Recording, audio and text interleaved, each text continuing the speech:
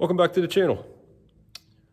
Today we're working on the International 986. It's not a project I'd planned on doing, but fired it up the other day to move it out, do a couple things, and I noticed a lot of oil coming out from underneath, right in the center, right at the rear of the engine. So I backed it back in here and shut it down and got to looking, and the power steering hand pump, I believe it's called, was leaking pretty good out of around the bottom cap. So I want to use it here very soon. So we just pulled the hand pump out. I'll show you that here in a second, and then we're gonna get the hand pump disassembled, and we'll get the seal, get it replaced. I didn't record pulling it out, but as you can see, let me back up here. I got all the hood sections off, the exhaust stacks off. The two sides and then the top center piece, got all that off. And the hand pump would go in. You can see the hole going up in the firewall there. There's 3 mounting bolts and there's 4 hydraulic lines. You got 2 of these hard lines and then 2 flexible lines. So it was actually very easy to get that out of there. I'm gonna try and get a place to mount the camera when I put it back in to show you that, but it's pretty straightforward getting it out. But we'll try and get the camera mounted up for putting it back in. All right, you can get a better look here where my leak was. It was leaking from this area here. So we'll take these bolts loose here. There's six bolts to hold this end cap on. Then this is basically just a spacer, and there's a seal that, from what I read, is about 1/8 inch longer than this spacer. So we're gonna get this in the vise, get it flipped upside down, take these bolts out, pull this end cap off, and then slide this spacer off and get the seal out. We'll take a look at it then. We'll loosen these up in a crisscross pattern. I don't know if it matters for this end cap, but it won't hurt. To get a small screwdriver, some dirt down in those recesses. Can't quite get the socket down in there.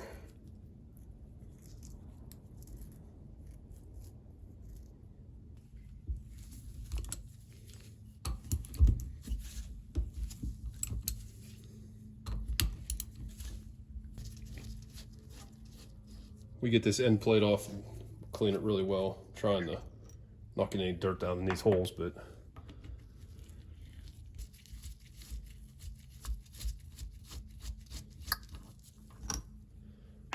okay, let's get this cap pulled off.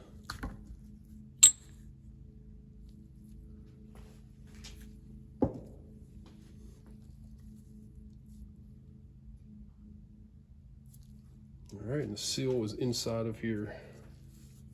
If you can kind of see, there it is.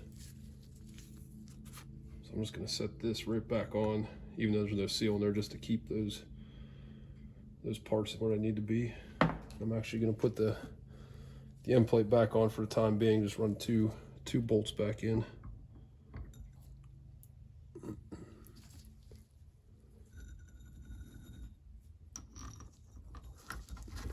Case dealer, I couldn't get there in time to get this seal today, so I'm actually going to run first thing tomorrow morning, get there when they open up, and pick up the new seal, and we'll get this finished up tomorrow.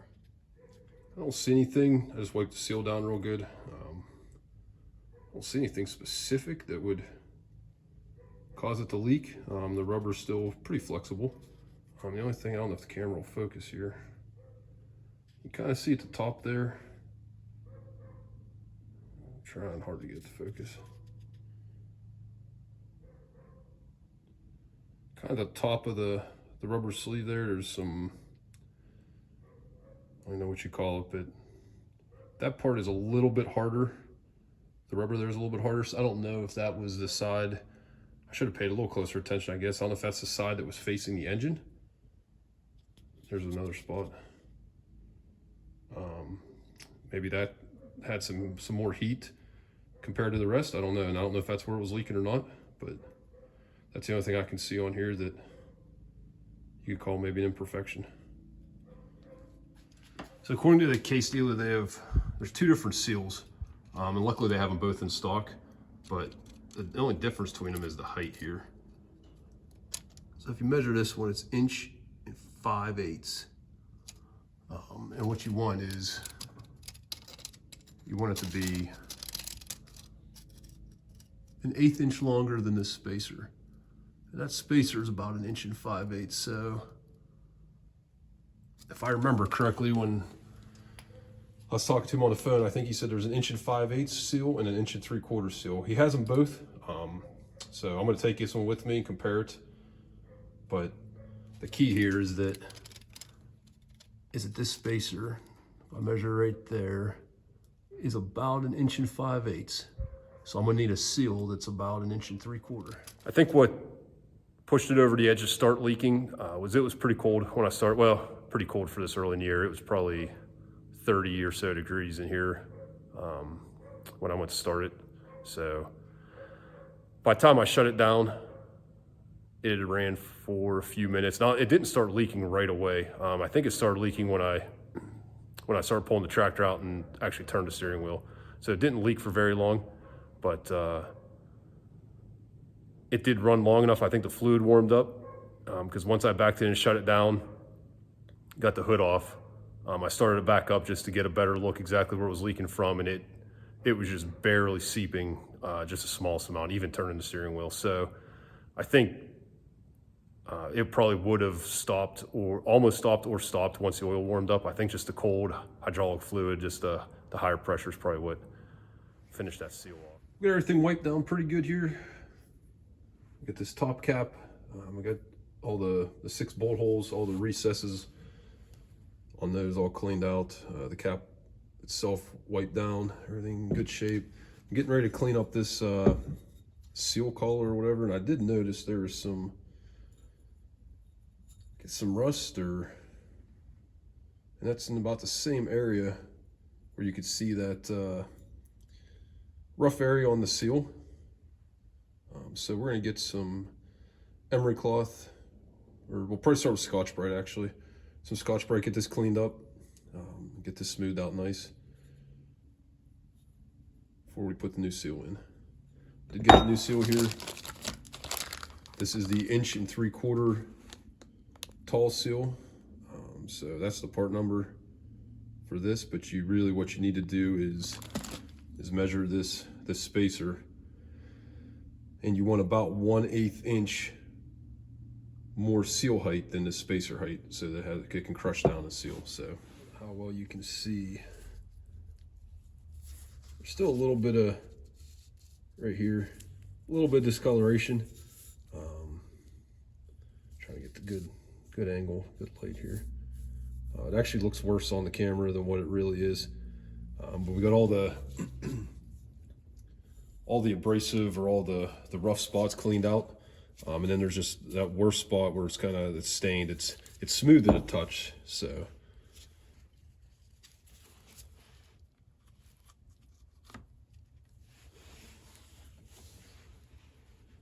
Get our spacer slid back on. The shop manual specifically says to install this dry. I would prefer to coat it in hydraulic fluid, but the shop manual is very specific about installing it dry, so that's what we're going to do.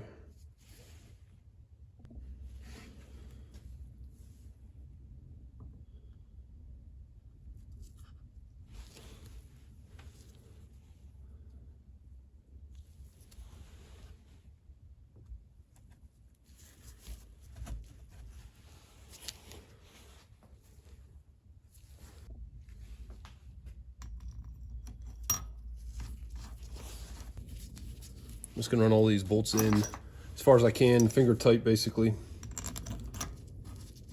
And then we got to align these housings, and I'm also gonna turn the pump shaft and just make sure everything's spinning freely. So we'll get these bolts in, get them run down finger tight, and then we'll pick back up.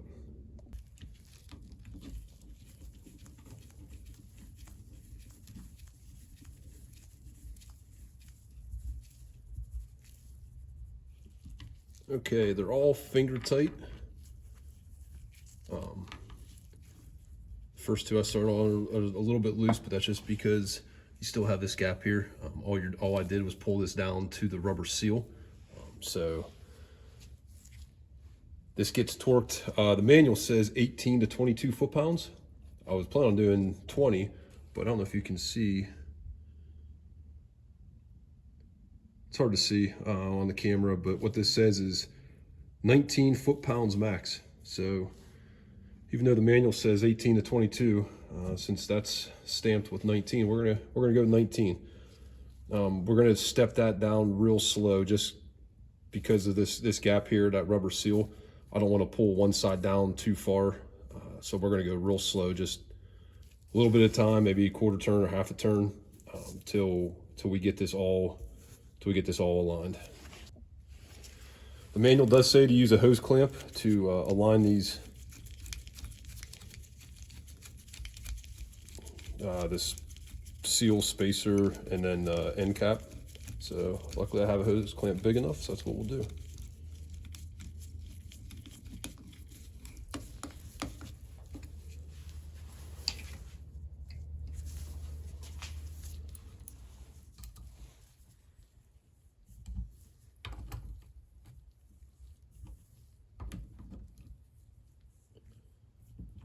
So what I'm doing here is I'm turning them, basically take up the slack till I can feel resistance, which is right there, then going maybe a quarter turn at most.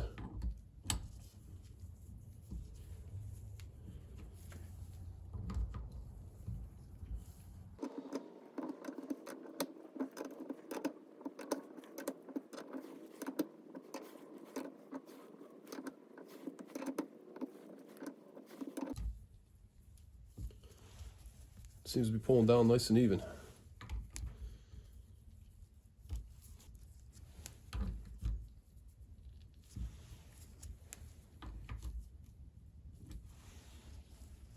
Okay, that last one feels like it maybe is starting to bottom out. We'll keep going. I still have movement on these, but yeah, they're getting tighter, so we're just gonna snug them all. And then we'll get the torque wrench set.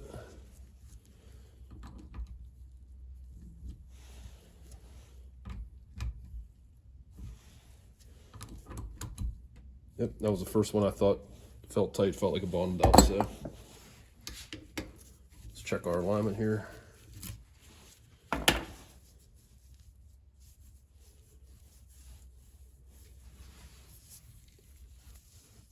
think everything feels good. We'll get our torque wrench set. Torque wrench is set.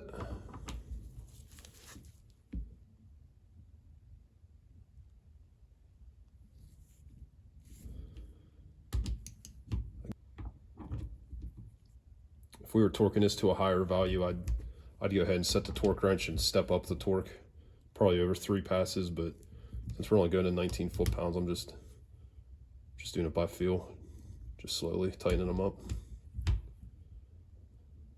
They didn't machine these recesses any larger than I had to. A socket just perfectly fits in there.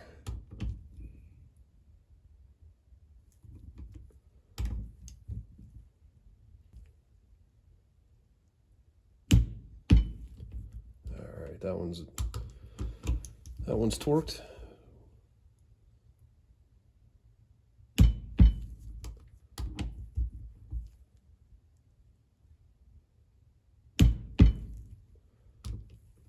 The very first one I did, I didn't get it to click, so we'll come back to it.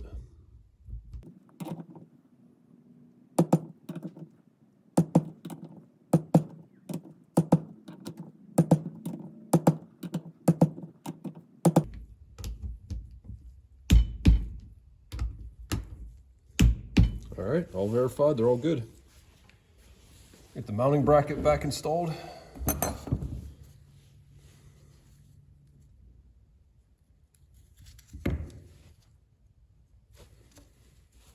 Just 4 bolts that hold it on.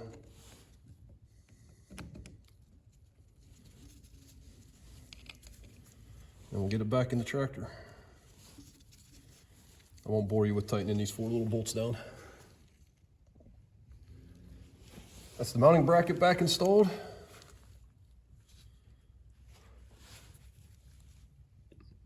And we'll put it in the tractor now. We'll wipe this off one more time. There's fluid that kind of constantly drips out of there. So I'm gonna wipe it down one more time, and then we'll be in the tractor.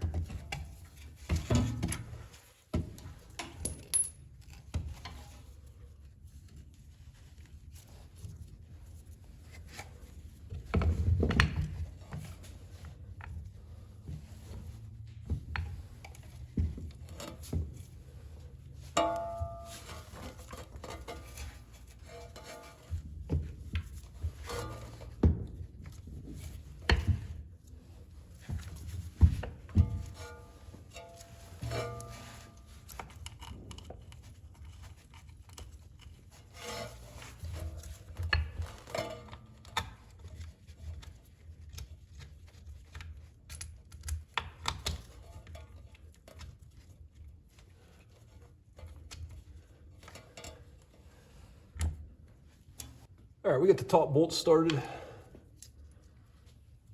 Hopefully you guys can see okay on the camera. It's the only way I could see to mount the camera to try and get you some kind of view. I actually have wish I had a second camera to show you how that was mounted. I got the camera tripod part way down in the muffler opening, kind of off on an angle. But I think it's working. I think you can see about as well as you're going to. So with the top bolt started, we got this side bolt started. Let me go around the other side and we'll get it in.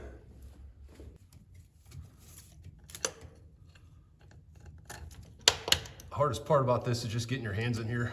There's just hydraulic lines and brackets and everything, just hydraulic lines for steering, hydraulic lines for the clutch, the brakes.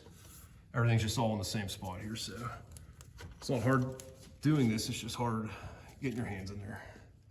Okay, that one started. I'm gonna grab the extension and socket, just be easier to run the bolts in that way.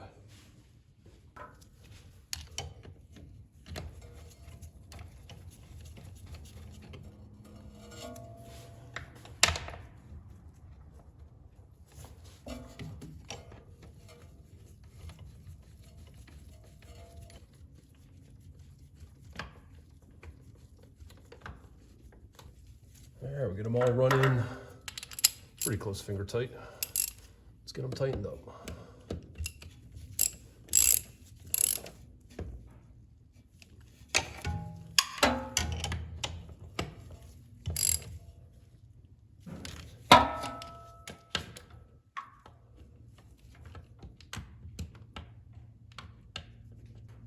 Have to walk around the other side for that one, I can't see it.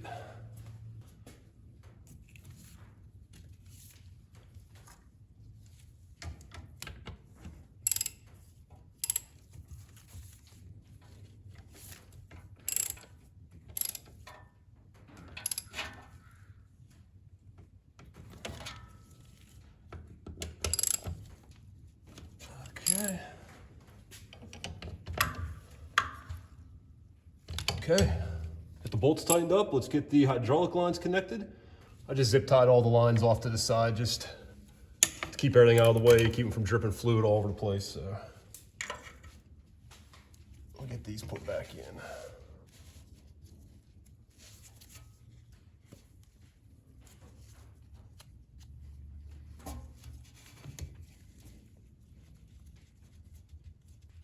These two flexible lines are 7/8, and I forget what the other two hard lines are. I'll look here in a second and let you know. Not a lot of room to get in here and work on these, but there's just enough.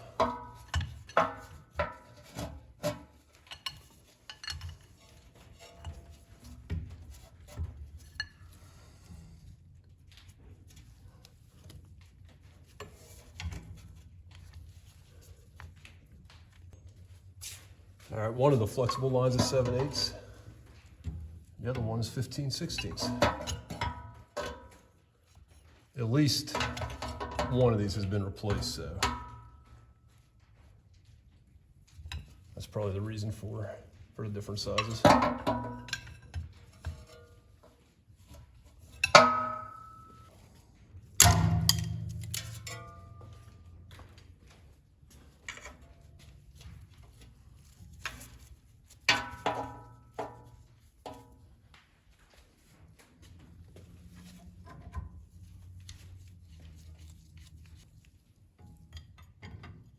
This one is 11/16.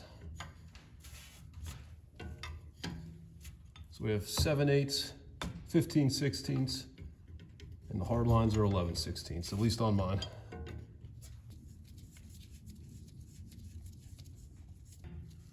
You actually have the most clearance on this line here to get a wrench in on it. It's nice to do that one last. Pump's back installed, mounting bolts are all tight, and the 4 hydraulic lines are tightened up. The only thing we have left to do now is start it up and check for leaks.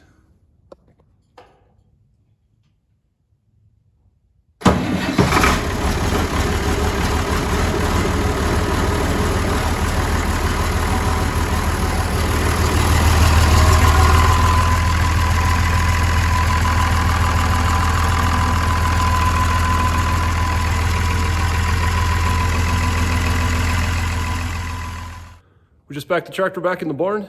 We let it sit outside and run for a while we moved some other stuff around. But it probably ran 15, 20 minutes. Drove around a little bit, worked the steering wheel a bunch, and so no leaks. So it looks like we got the seal incorrectly. Power steering works great like it did before. I'll show you the pump here quick.